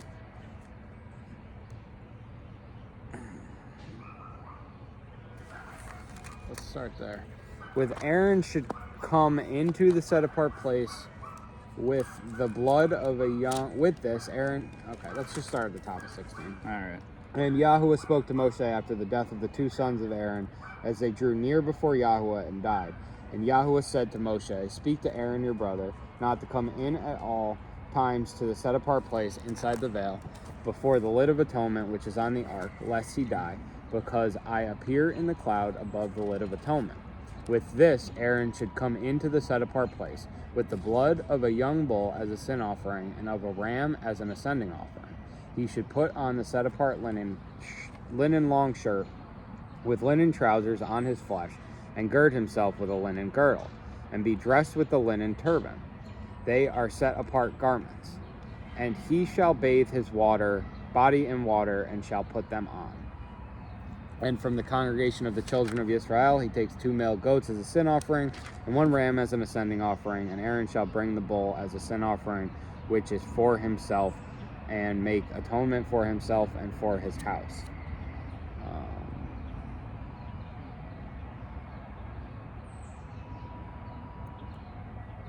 So these are the linens of the high priest. They're set apart, and he shall bathe before he puts them on, which we actually did see, I think, in John 14.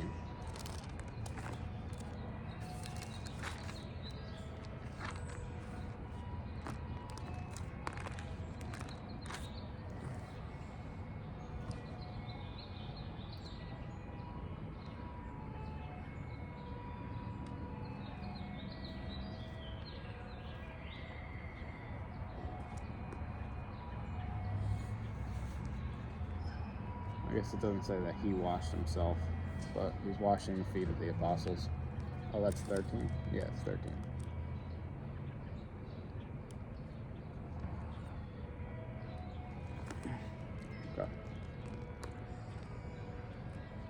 Okay. We'll skip to 16:17 in Leviticus. And no man should be in the tent of appointment when he goes in to make atonement in the set-apart place until he comes out.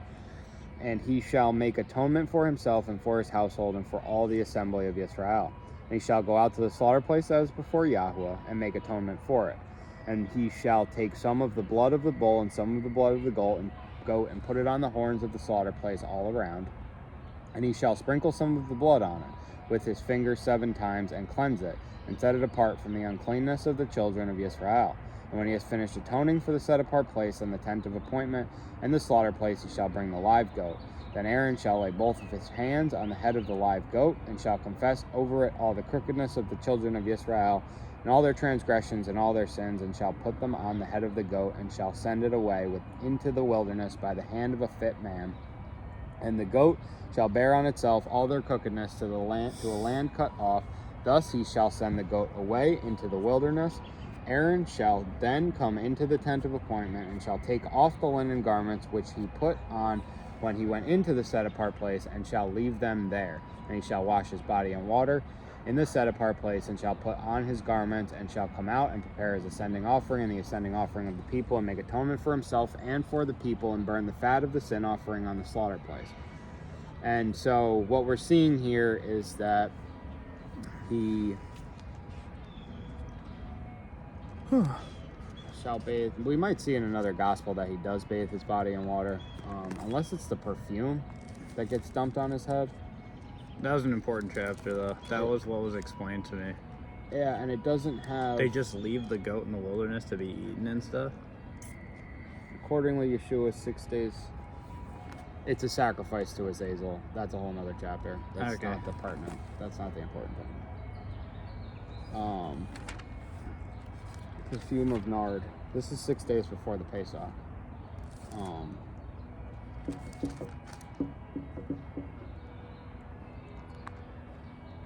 that one's into it from the towel with which he was girded. There was a bath that he knew, so when he had washed their feet and taken his garments and sat down again, he said to them, "Do you know what I have done?" Yeah, no. So maybe in another chapter we see the bathing. I don't know this, and this is a sermon that I'd heard, but basically taking off the garments and leaving them there. In Leviticus 16:24 is why he does this. I don't fully understand what it means, and we might uncover that a little bit more, but like I said, this is why I like the practical, tactical application of the Bible, because that doesn't really, I'm never going to be high priest, you know what I mean? So that doesn't really... If it's going to be anybody, it's going to be you, but I'm never going to be the high priest either. It's only Yeshua. Yeshua's our high priest. Oh, duh. Yeah. So, I thought you were saying that. I'm disqualified immediately. Oh, literally high Literally. priest? Sure. Impossible. Okay. Why'd you say that it was interesting about it being folded? I thought I've read this chapter like at least 20 times in my life, Okay. and I never noticed that. Gotcha. All right, verse 8. So then the other taught one who came to the tomb first also went in, and he saw and believed. And so this is also interesting because, and I guess could be because he's the youngest one. So John runs past Peter, gets Right. there first, and then gets there and waits for Peter to go in first. And Like now, all right. So I beat you here, Yeah. but now I'm not doing this alone. I'm not. Yeah. It's so, and then verse 8. So then the other taught one who came to the tomb first. Because who also knows went what in. he's gonna see, right? They Yeah. might have thought it'd be He's gruesome. It's scared. scary. Yeah. He's terrified. He's like, you know what I mean? Yeah. For they did not yet know the scripture that he has to rise again from the dead. He talked all about the resurrection, but apparently they missed that note.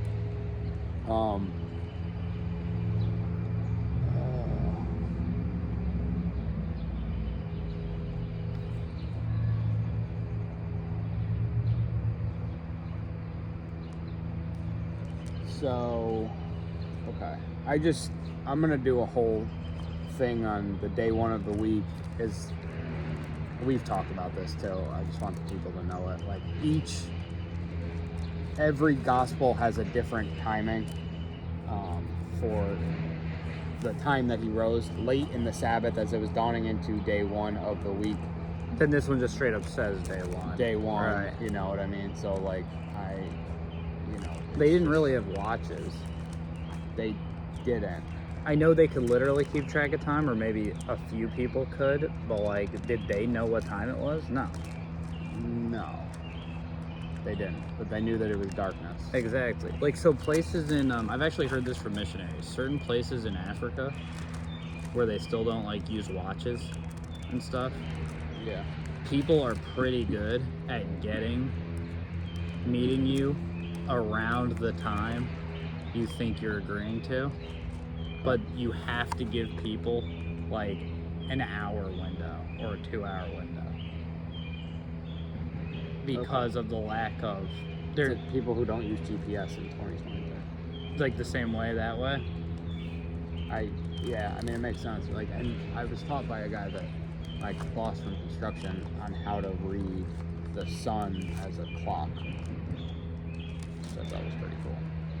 All right, so Matthew 28. But late in the Sabbath, as it was dawning into day one of the week, Miriam from Magdala and the other Miriam came to see the tomb. Mark 16, and when the Sabbath was past, Miriam from Magdala and Miriam, the mother of Jacob, and Shaloma brought spices to go and anoint him. Luke 24, but on day one of the week, at early dawn, they came to the tomb bringing the spices which they had prepared. And then in John 20, and on day one of the week. So 2 were on Sabbath and 2 were on day one of the week, but it could just be like transition period type deal. So, yeah, 3 days. We know it was 3 days. And so if he was not there on Sunday, he did not rise on Sunday. If he wasn't there on, he wasn't there on whatever Shabbat, he wasn't there on Sunday. He didn't rise at 11 a.m. sunrise service on Sunday. Verse 9. They did not know the scripture that he has to rise again from the dead. Therefore, the taught ones went away again by themselves. So they just go back. But Miriam was standing outside by the tomb weeping. Then as she wept, she stooped down to the tomb and saw 2 messengers in white, sitting one at the head and the other at the feet, where the body of Yeshua had been laid. And so these are angels in white, one at the head and the other at the feet, where the body of Yeshua had been laid. And they said to her, "Woman, why do you weep?" She said to them, "Because they took away my master, and I do not know where they laid him." She still thinks that his body's just been moved. And she wants to go mourn, visit him. I don't know. I don't either, but She wants to see him. And having said this, she turned around and saw Yeshua standing, but she did not know that it was Yeshua. Yeshua said to her, "Woman, why do you weep? Whom do you seek?" Thinking he was the gardener, she said to him, "Master, if you have carried him away, say to me where you put him, and I shall take him away." She's going to go get him. She's going to carry Yeshua. Mary Magdalene did she was emotional in a way that she felt, how especially with I'm going to say women, they feel a certain my mom's a lot like this, and maybe it's because she's has more empathy or whatever, but she wiped her hair on his feet, which is just there's other ways to show your appreciation, but it's why do we hug people? Because of a closeness, maybe wiping, I really mean this, wiping your feet, wiping your feet with your hair, is I guess one way of closeness. And she, how people when they're mourning will wear clothes of the deceased person. I've never been like that. I'm just it doesn't matter. It doesn't matter, but to them it's it makes them feel closer to the person. Yeah. So the person, I guess so it's if there's anybody who's gonna need to see Jesus, his body face to face, it's Mary. It's Mary. Yeah. She was constantly trying to get closer to Jesus. You're right. Yeshua said to her,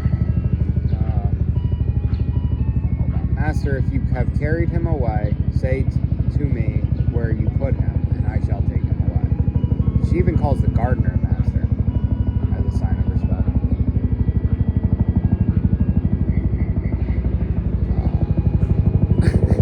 We go back, how it's an Asian thing to say master, so but it really just means teacher or coach. Yeah, I'm just picturing master.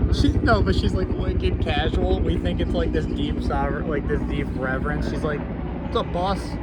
She's wow, she even calls him boss. It's "What's up, boss? You know where you're the gardener, right? That you know where I could can be find too. my guy." That could be too.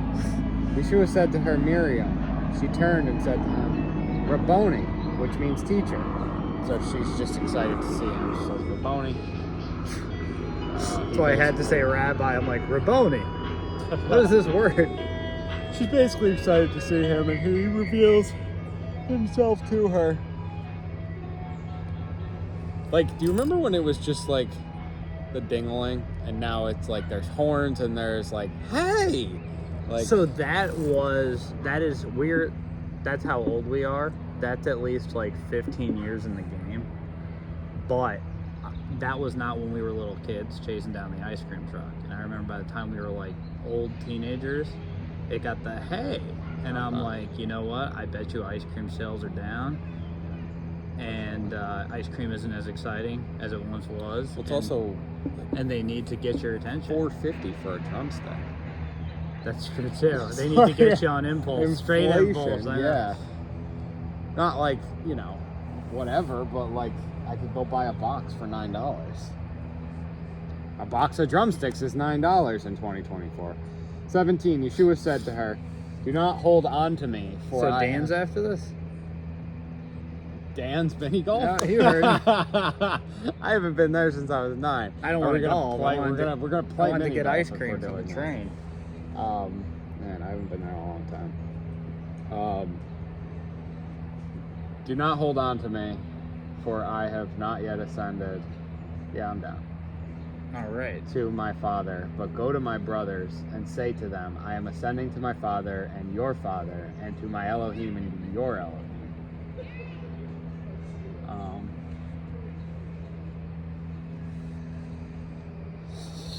He's like, no, I got a job for you. Don't just hug me. Do not hold on to me. So she turns and hugs him. And he's like, I have not yet ascended to my Father. He's like, well, I haven't even gone to see Dad yet, and you're gripping on to me. This is because this is where like, this is what I want to believe. When he says stuff like this, it's because the Bible can only be so big, and the Holy Spirit has to get its message across. So, like, I'm sure it wasn't as, like, quick and cut and dry as we're making it out to be. I wonder, This is where it's like, because then you have to question the accuracy of all the quotes. But like when you read this and you see the personalities of each person speaking consistent across the... this is a big deal for me, as in it's upsetting. Why? Because we don't have the answers about how this actually works. But it's not a matter of salvation. It's not a matter of go and do for Yahweh. You know what I mean? And like that doesn't matter because we have enough. Like we so have enough. You know what I mean? I mean, this goes into like, we totally have enough, but it's one of those things where it's like, it becomes like a, you know, what were you calling this type of study? Relationship with the Creator. No, that's a great name for it. I'm talking, you called it, like I was asking you about historical context and big picture Practical stuff. application. You're into practical application. And how do you make that up?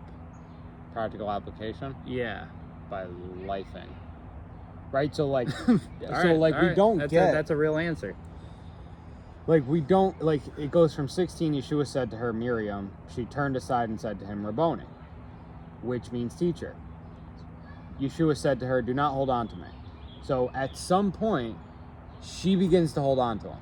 Right. You know what I mean? Yep. Like that, we have to fill that in. He said that, yeah, but he said that to be like profound. I'm sure it wasn't like this, like, do not hold on to me.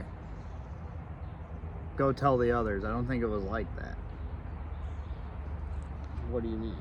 What do you think it was like? I think they probably got reacquainted, had a moment, probably had some stuff explained to her. Probably. And Yeshua's a then- lot more compassionate than I am. Yeah. Listen, lady, get off of me. We got shit You got to do. go tell everybody Yeah. that matters. Okay, can you tell Yeah. everybody who matters about Yes. me? Like that's You're not how it was, but you know, it's just like this is John's like the important stuff. Yeah. Because John's not doing he's not necessarily writing what he wants to write. He has to write What the Spirit tells what us. the Spirit tells him, and then he can add things to get there. So, and that's an interesting perspective too, because he always refers to himself as the taught one who Yeshua That loved. Jesus So, loved, is yeah. the Spirit just giving him the confidence that Jesus loved him? I hear so No. many things. Yeah, I hear so many things Because about like that one. I do, Not that- I think that's his personality. But if being the Spirit, then maybe there's a reason for that. All right, I am ascending to my Father and your Father, and to my Elohim and your Elohim. Real wordy way to say that I'm going up to see Dad, and my God, your God, I know that you're my people, is importantly what is being said here. You know, my Father and your Father, because we saw it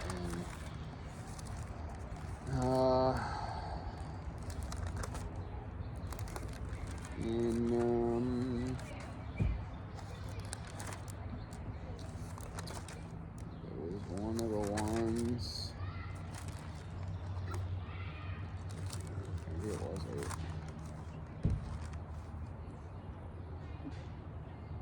8:42. Yeshua said to them, if Elohim were your father, you would love me, for I came forth from Elohim and from here. For I have not come of myself, but he sent me. Why do you not know what I say? Because you are unable to hear my word. You are of your father, the devil, and the desires of your father you wish to do. He was a murderer from the beginning, and has not stood in the truth, because there is no truth in him. When he speaks the lie, he speaks of his own, for he is a liar and the father of it. And because I speak the truth, you do not believe me. Who of you proves me wrong concerning sin? And even if I speak the truth, why do you not believe me? He who is of Elohim hears the words of Elohim. Therefore you do not hear, because you are not of Elohim. The Yehudim answered and said to him, do we not say well that you are a Shomeroni and have a demon? So he explains to them why they're of the devil and not of Elohim. And the Jews say, nah, you're a demon. Okay. And I can't remember what you said about the murder. Oh, murder sacrifice. That doesn't answer your question. All right. 18. Miriam from Magdala came announcing to the taught ones that she had seen the master and that he had told her this. When, therefore, it was evening on that day, had told her this, I am ascending to my Father and your Father, and to Elohim and your Elohim. Verse 19, when therefore it was evening on that day, day 1 of the week, we're still on Sunday, and when the doors were shut, where the taught ones met for fear of the Yehudim, Yeshua came and stood in the midst and said to them, peace to you. So the taught ones, the apostles, are kind of hiding out right here. Sure.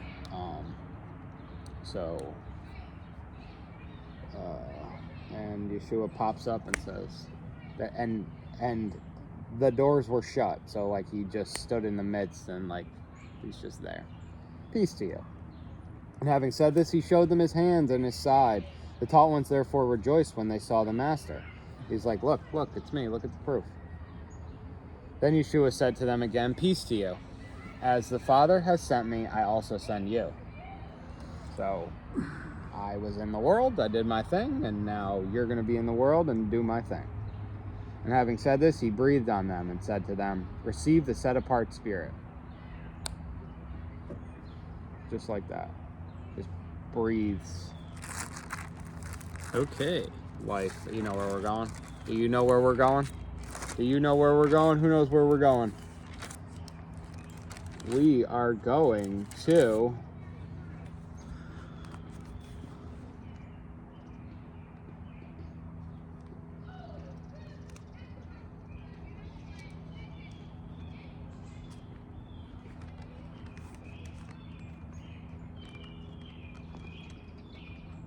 I thought it was 128, but we'll start at 127. And Elohim created the man in his image. In the image of Elohim, he created him, male and female, he created them. And Elohim blessed them and said to them, be fruitful and increase and fill the earth and subdue it, and rule over the fish of the sea and over the birds of the heavens and over all creeping creatures. Which is not the one.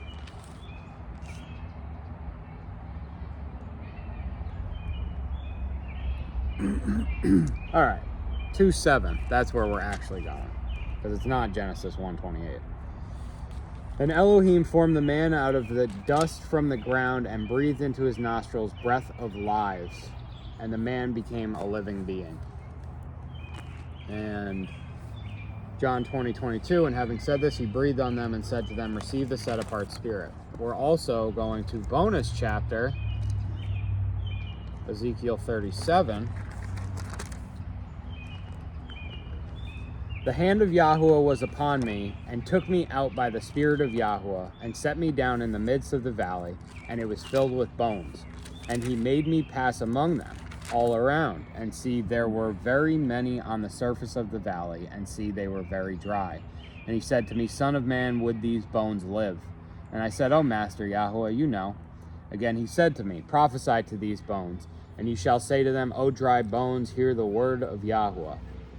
Thus said the Master Yahuwah to these bones, see, I am bringing into you a spirit, and you shall live.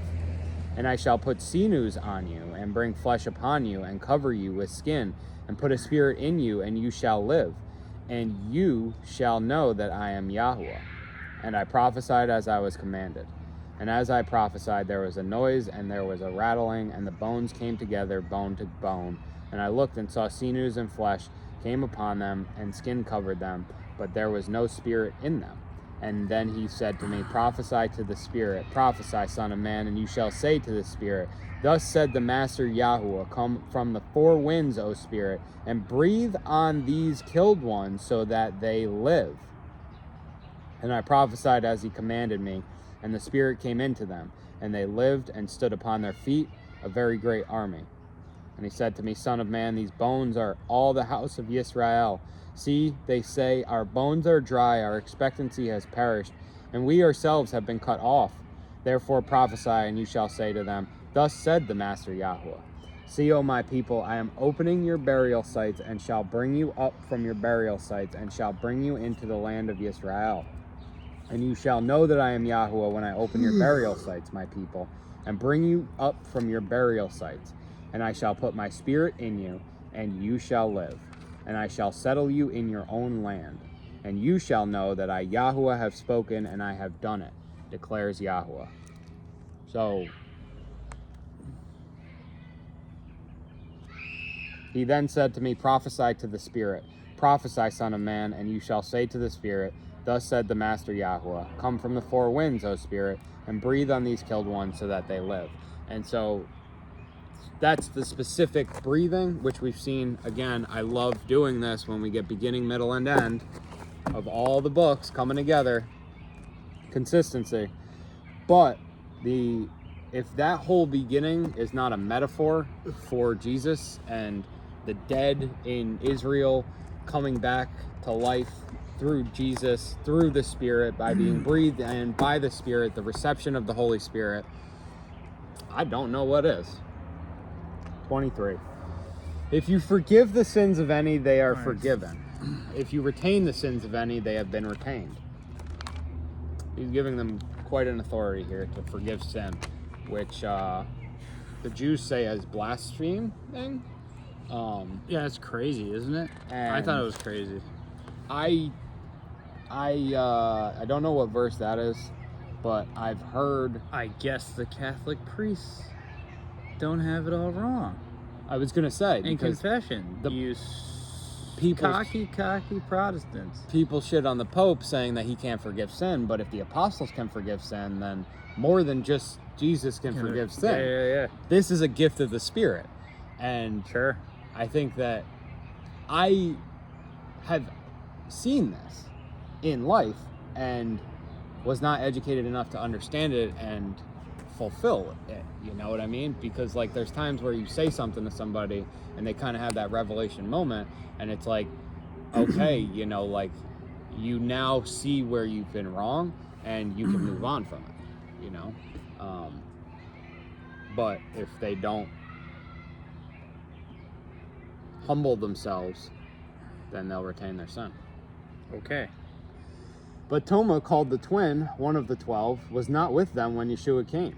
So the other taught one said to him, we have seen the Master. But he said to them, unless I see in his hands the mark of the nail, and put my finger into the imprint of the nail, and put my hand into his side, I shall by no means believe. So Thomas is being a hard ass, and put my hand into his side. Yeah, he needs some proof. We read 8. It's pretty hardcore. Yeah. I'm glad that... Do you know that's my favorite thing, though, in the Gospels? It's not my favorite thing, but it's one of my favorite things. Okay. I don't have a favorite thing. It's the Gospels, but the fact that Doubting Thomas got to have some evidence... Doubting Thomas. ...is important. It is important, and where I thought we just read it. Why do you not believe? But also, like, let the works be the belief, right? So, like, you've been with... God doesn't give people no evidence. Right. You're not going to have with beyond a reasonable doubt evidence. Mm-hmm. But God doesn't leave you hanging. And he didn't leave Thomas hanging. He didn't leave you hanging. With the bearded man in the woods. Right, yeah. I prayed for a bearded man in the woods to tell me what I needed to know, and found Bear Independent, who has, in all his 7 years of videos, had a beard in the time frame, had a ginormous beard in the time frame that I'd asked for a bearded man in the woods. So Yahweh does not leave us stranded. However, it also says in 20, and having said this, he showed them his hands and his side. So the other apostles get the evidence of his hands and his sides as well. And so Thomas saying, yeah, once I see his hands and his sides, then I'll believe. You know, like it kind of makes a little bit more, it's like fair, you know what I mean? It's like, it's not really asking for a sign because it was the same sign given to the other apostles. You know what I mean? You're in the wrong chapter. But wait a minute. They didn't touch the wounds, did they? The other apostles? They didn't. So Thomas needed to. Yeah. All right. Unless I see the mark of the nails and put my finger into the imprint of the nails and put my hand into his side. So yeah. Feel it. So he gave Thomas what he needed, and then Thomas ends up going to India to preach the word. No, that's, Thomas did the right thing afterwards. And after 8 days, his taught ones were again inside, and Toma with them. Yeshua came, the doors having been shut, and he stood in the midst and said, "Peace to you." That's how he greets them. Peace to you. Shalom. Then he said to Toma, "Bring your finger here and see my hands, and bring your hand and put it in my side. And do not be unbelieving, but believing." Yeshua's, I don't know if this hurt Yeshua or probably not. And Toma answered and said to him, "My master and my Elohim." Yeshua said to him, "Toma, because you have seen me, you have believed. Blessed are those who have not seen and have believed."